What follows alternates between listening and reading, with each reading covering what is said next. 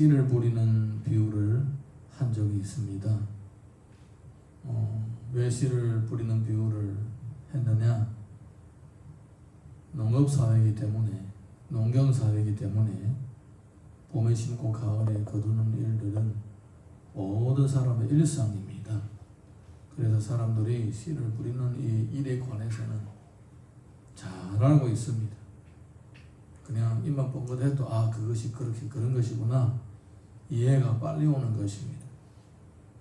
예수님은 씨 뿌리는 자를 비유를 할 때에 그 비유를 한 이유는 뭐냐면 바로 천국을 해석하기 위한 것이었습니다. 천국을 해석하기 위한 것입니다. 예수님 자신이 씨를 뿌리는 자이셨습니다. 복음을 전파하고 또 복음이 전파되는 곳에서 믿는 사람들을 돕고 세워주고 일꾼으로 키우고 그들이 또 다른 사람에게 복음을 전파하게 하는 사역을 하셨습니다. 나중에 사도 바울도 비슷한 얘기를 합니다. 자신은 씨를 뿌리는 자다. 자신은 뿌렸고 누구는 가꾸고 누구는 물 줬다. 이렇게 얘기를 하기도 합니다. 그렇다면 씨를 뿌린다 그리고 가꾼다 어떤 의미들이 있는가를 보게 되면 우선 먼저 우리가 오늘 본문에 비춰서 볼 때에 이 씨를 뿌릴 때에 좋은 수확을 거두려면 몇 가지 필수 요인이 있는데 첫째는 씨가 일단은 좋아야 됩니다. 씨 자체가 생명력이 왕성해야 되고 씨앗을 고를 때에도 내년에 씨를 심겠다. 씨앗을 고를 때도 많은 씨앗들 중에서 그게 제일 크고 제일 통통하고 잘 여문 것을 고르는 거예요. 일단은 좋은 씨를 골라야 그 씨가 나중에 심겨져서 또 좋은 열매를 맺게 되는 것입니다. 첫 번째는 씨가 좋아야 됩니다. 씨가 썩거나 문제가 있으면 겉으로는 보이지 않았는데 속에 문제가 있다. 그러면 심으면 나지도 않습니다. 아무리 좋은 땅, 비옥한 땅, 비싼 땅에다 심어도 안 나는 겁니다. 그래서 우선 씨가 좋아야 된다. 그것이고 두 번째는 땅이 좋아야 됩니다. 이 땅이 이 씨가 떨어져 가지고 싹이 나고 자라고 열매 맺는데 적합한 땅이어야 합니다. 복음은 씨앗이라면 사람의 마음이 바로 땅입니다. 사람의 마음이 이 복음이 떨어져서 믿음으로 받아들이고 순종하고 열매를 맺기에 합당한 그런 마음 자세가 준비돼야 된다. 그것입니다. 이게 바로 좋은 땅입니다. 그 다음에 세 번째 중요한 것은 좋은 씨도 있고 또 좋은 땅도 있다. 그 다음에는 중요한 것은 어떻게 심느냐가 중요합니다. 씨도 좋고 땅도 좋은데 몇십 년 동안 씨앗을 심어온 경험이 풍부한 이 농민들은 씨를 잘 뿌립니다. 씨를 심을 때에 어떻게 심는지 다 압니다. 어떤 씨앗은 깊게 심어야 되고 어떤 씨앗은 얕게 심어야 되고 어떤 씨앗은 싹을 틔워서 심어야 되고 이렇게 여러 가지 다 많습니다. 그런데 어린 아이가 밭에 나가서 놀다가 그냥 재미로 뿌리는 씨앗은 이거 씨앗이 어떻게 되는지도 모릅니다. 그냥 재미로 하는 거예요. 아무런 경험도 없기 때문에. 결국은 가을에 가보면 다른 거예요. 어떻게 심느냐가도 엄청 중요한 것입니다. 사도 바울은 늘 고린도 교회를 자랑스럽게 생각합니다. 왜 자랑스럽게 생각했느냐? 이 세 가지가 다 갖췄기 때문입니다. 세 가지가 다 갖췄기 때문에. 자, 우리 12절 말씀 읽어봅니다. 시작.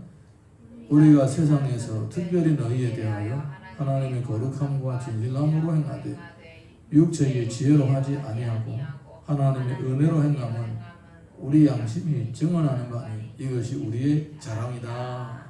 우선 자신들은 표준으로 하나님이 원하시는 표준법으로 씨앗을 뿌렸다라는 것입니다. 은혜로 했다라는 겁니다. 복음은 은혜로 전하는 것입니다. 없는 치약을 죄다 짜듯이 억지로 짜서 되는 것이 아니라 은혜로 하는 것입니다. 그래서 예수님이 비유를 하실 때에 너희 안에 생수의 강이 넘친다라고 했습니다. 생수의 강은 물이 넘치면 자연스럽게 물이 흘러나는 것처럼 은혜가 충만하게 되면 그 은혜가 나타나는 것입니다. 예. 어떻게 은혜를 전했느냐? 사도 바울이 고린도에 갈 때는 많이 힘들었습니다. 아덴에서 복음을 전했는데 별로 믿는 사람도 없었고 또 다른 곳으로 갈 수 있는 이런 선교비를 지원해 주는 사람도 없었습니다. 그래서 엄청 힘든 가운데서 아덴을 떠나서 고린도에 갔는데 심지어 먹고 살기 위해서 천막을 치고 천막을 만들고 천막을 파는 일까지도 했습니다. 다행히 이제 브리스길라와 아굴라를 거기서 만나가지고 함께 일을 하면서 생계를 유지하면서 복음을 전했습니다. 힘든 가운데서 자비량을 하면서 복음을 전했습니다. 그러니까 언제나 고린도 교회 앞에서는 당당한 거예요. 당당한 거예요. 나는 뭐 얻으려고 복음을 전하는 것이 아니다. 정말 헌신적으로 복음을 전했다. 그리고 또 이제 복음을 전할 때에 하나님께서 또 용기를 주셔서 많은 열매를 맺게 하셨습니다. 기적도 많이 나타나게 하고 이게 순수하게 아무런 어떤 사람들이 꼬투리를 잡을 수 있는 건데기가 없을 정도로 순수하게 온전히 하나님의 은혜로 복음을 전했다. 그렇게 얘기를 하는 것입니다. 할렐루야. 이 복음을 전할 때 하나님의 사역을 할 때에 어떻게 하느냐가 정말 중요합니다. 어떻게 하느냐가 정말 중요합니다. 내가 은혜로 하는가 억지로 하는가. 물론 억지로 하는 거라도 감사한 일인데 어차피 할 거는 은혜로 해야 될 줄 믿습니다. 자, 우리 이어서 13절에서 14절 읽습니다. 시작. 오직 너희가 읽고 아는 것 외에 우리가 다른 것을 쓰지 아니하노니 너희가 완전히 알기를 내가 원하는 것은 너희가 우리를 부분적으로 알았으나 우리 주 예수의 날에는 너희가 우리의 자랑이 되고 우리가 너희의 자랑이 되는 그것이라. 자, 고린도 성도들이 읽고 아는 것 외에는 다른 얘기를 하지 않았다라는 것입니다. 이 얘기는 무슨 얘기냐? 순수한 복음을 전했다는 것입니다. 복음에다가 가감하지 않고 그냥 하나님의 말씀 있는 그대로 선포한 것입니다. 할렐루야. 이 복음은 모든 믿는 자들에게 구원을 주시는 하나님의 능력입니다. 그러니까 이 복음이 전해지는데 뭐가 부족하다, 내가 좀 힘써 봐야지, 이게 아닙니다. 복음을 순수하게 전하면 전할수록 하나님의 역사가 더 강력하게 나타나는 것입니다. 뭐 복음이 뭐가 모자라는 것처럼 내가 뭐 보탬이 되는 것이 아니라 오히려 복음이 나의 날개가 되는 것입니다. 내가 복음을 전함으로 그 안에서 하나님의 칭찬과 또 하나님의 도우심을 입으면서 오히려 내 안에 있는 문제들도 해결이 되고 또 믿음도 자라가게 되고 또 하나님 앞에서 또 행복도 체험하게 되는 것입니다. 복음을 전한다고 해서 하나님 나라의 보탬이 됐으니까 하나님이 나에게 감사하게 생각해야 된다, 이런 마음 더 큰 만큼도 가지면 안 됩니다. 오히려 내가 복음을 위해서 섬김으로 내가 100% 하나님으로부터 은혜를 받고 혜택을 입는 것입니다. 그러니까 복음을 전할 때 순수한 마음으로 있는 그대로 복음을 전하라. 이렇게 하면 하나님 나라에 도움 되겠지, 저렇게 하면 되겠지. 복음 자체에 능력이 있습니다. 그렇기 때문에 사도 바울은 자랑스러운 거예요.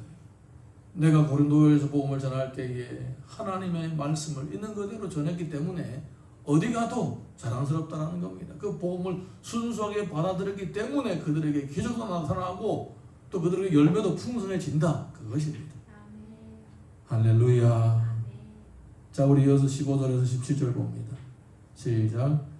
내가 이 확신을 가지고 너희로 두 번 은혜를 얻게 하기 위하여 먼저 너희에게 이르렀다가 너희를 지나 마게도냐로 갔다가 다시 마게도냐에서 너희에게 가서 너희의 도움으로 유대로 가기를 계획하였으니 이렇게 계획할 때에 어찌 경솔히 하였으리요. 혹 계획하기를 육체를 따라 계획하여 예예 아니 예예 하면서 아니라 아니라 하는 일이 내게 있겠느냐?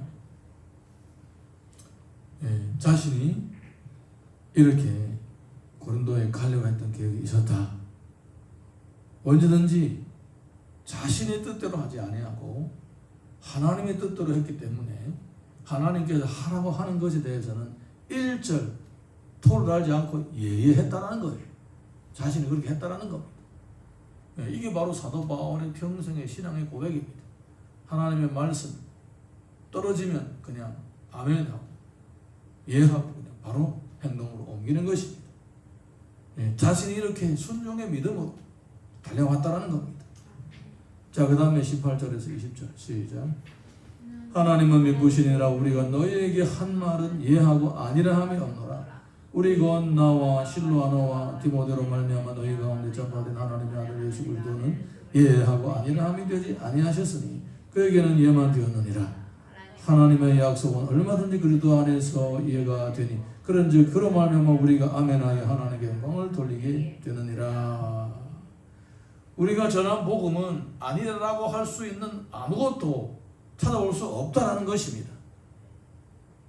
순수한 복음이기 때문에 사람이 토달 수 있는 내용이 아니다라는 겁니다. 그리고 예수님 자신도 직접 그렇게 사셨다라는 것입니다. 하나님의 말씀에 대해서, 하나님의 뜻에 대해서, 구원의 섭리에 대해서 100% 예하셨다라는 겁니다. 그러니까 그 복음을 받아들이는 사람도 거기다가 토를 달 필요도 없고 토를 달아도 안 되고 그냥 예하고 아멘으로 받아들이면 되는 것입니다. 이것이 뭡니까? 이와 같이 복음에 절대적으로 순종하고 복종하고자 하는 그 마음 자체가 바로 좋은 바트인 거예요. 할렐루야. 그래서 이 세 가지가 고린도 교회에 다 준비되어 있었습니다. 자신이 복음을 전할 때에도 표준대로 제대로 전했고, 그리고 복음 자체를 순수하게 전파했고, 또 받아들이는 사람도 토달지 않고 다 아멘으로 신속히 복음을 받아들이고 복음으로 살았기 때문에 자신은 그것을 너무너무나도 자랑스럽게 생각한다 얘기를 하는 것입니다. 자, 그 결과가 어떠느냐? 그 결과가 이어서 21절에서 22절 봅니다. 시작. 우리를 너희와 함께 그리스도 안에서 굳건하게 하시고 우리에게 기름을 부으신 이는 하나님이시니 그가 또한 우리에게 인치시고 보증으로 우리 마음에 성령을 주셨느니라. 그 결과 복음을 전하는 자기 자신들도 믿음이 자라가고 확신을 얻었다라는 것입니다. 아, 이렇게 하면 되는구나. 이렇게 하면 되는구나. 이게 바로 하나님의 복음이구나. 자체 바로 능력이 있구나. 여러분, 로마서를 쓸 때에 첫 번째 내용이 바로 그것이었습니다. 복음은 모든 믿는 자들에게 구원을 주신 하나님의 능력이 됩니다라고 했습니다.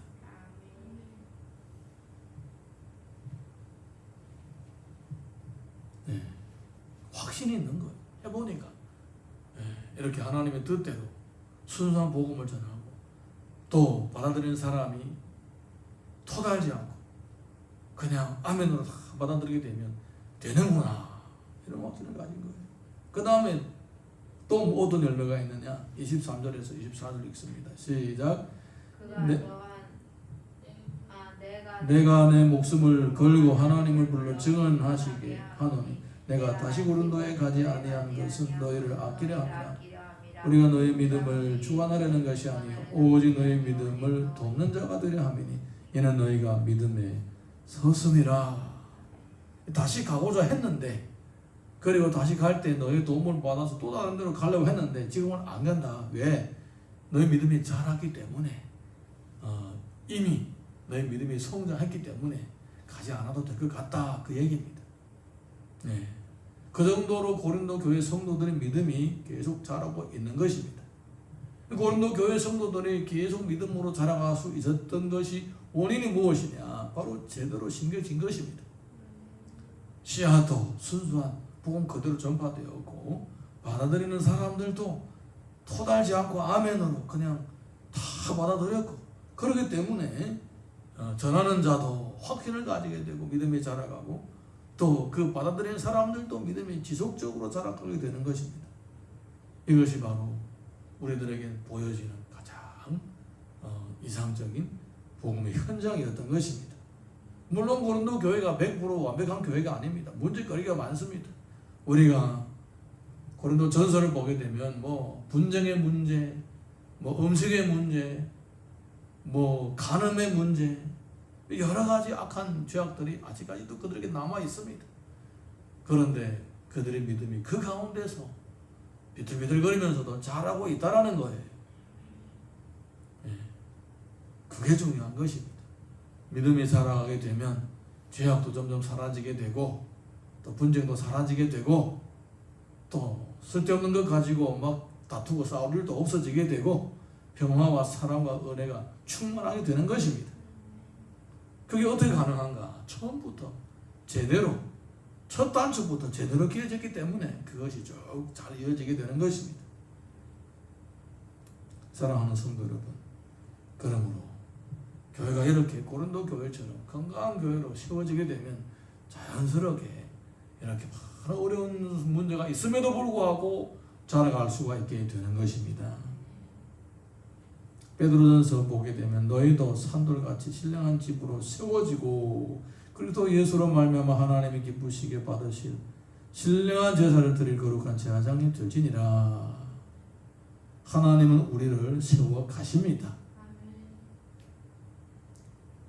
이렇게 올바로 세워진 교회도 세워 가시고, 첫 단추를 잘못 채운 교회들도 다시 기초를 닦으면서도 세워 가십니다.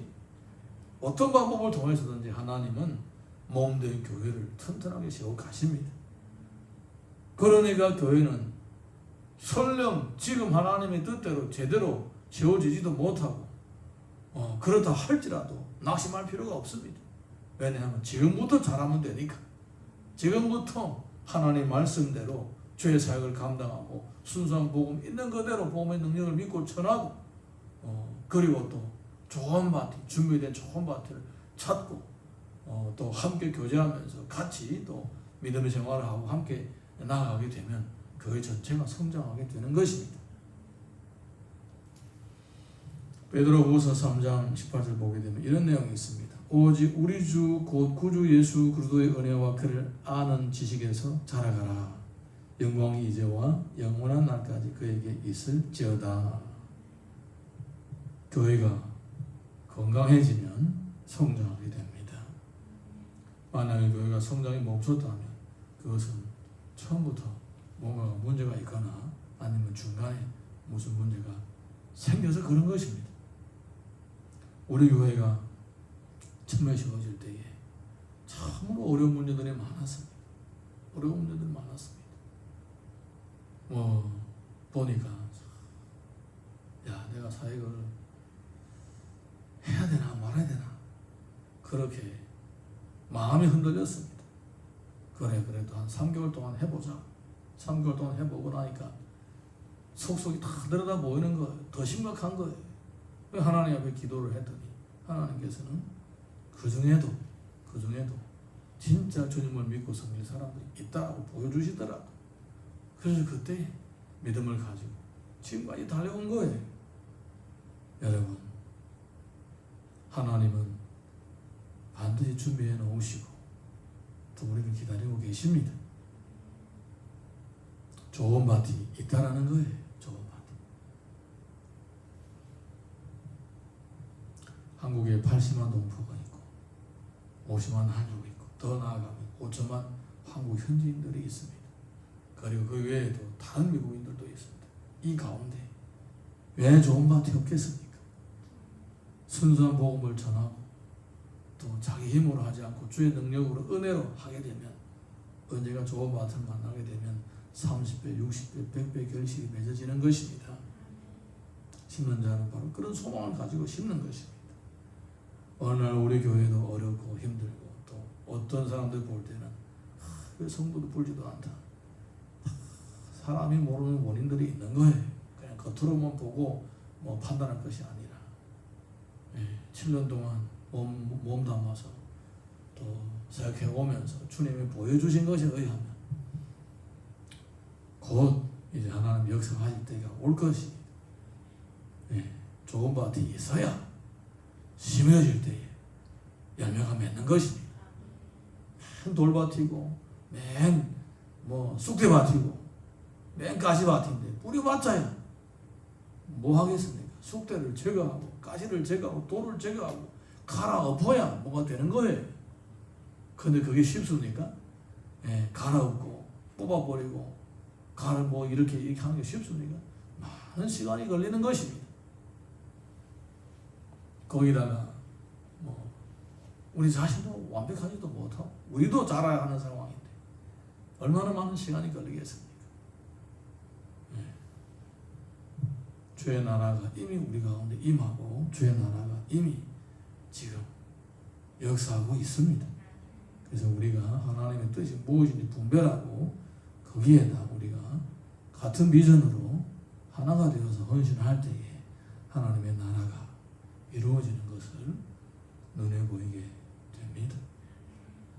이 시간도 우리가 찬양 하나 같이 부르고 함께 기도하도록 하겠습니다.